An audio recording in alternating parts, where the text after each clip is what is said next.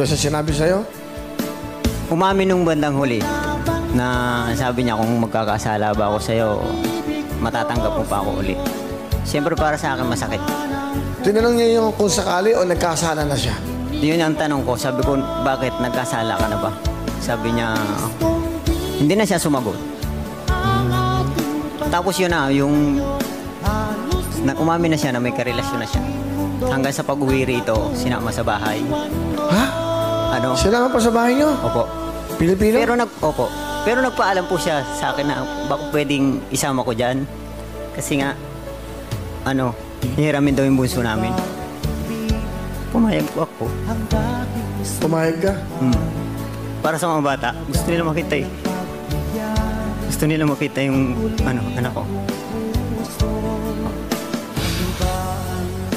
Masakit kasi nakakapanghinayang. Almost 16 years po kaming nagsama. Dahil dun sa pangarap namin. Bakit mo siya pinayagan kasi mag-abroad? Na dapat ikaw na lang ang umalis para yung mga anak mo may kalinga na isang ina. Ayaw na bunso. Ano nararamdaman mo nun? Masakit. Kasi siyempre nakakapanghinayang. Sobrang nangihinayang. Kahit hanggang ngayon. Pero unti-unti nang Pero ngayon ba may asawa ka? Wala po. Hindi ko magawang dahil yung mga anak ko, 4 na sa akin eh. Lahat ako lang tumataguyod. Ay wala naman akong ko. Wala bang halaga. Good luck. Isa inyo.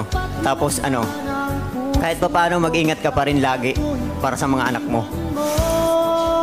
Kaya mo hindi ko pababayaan sila. Gustong tinanggal ang aking pagkalayo. Halos magulang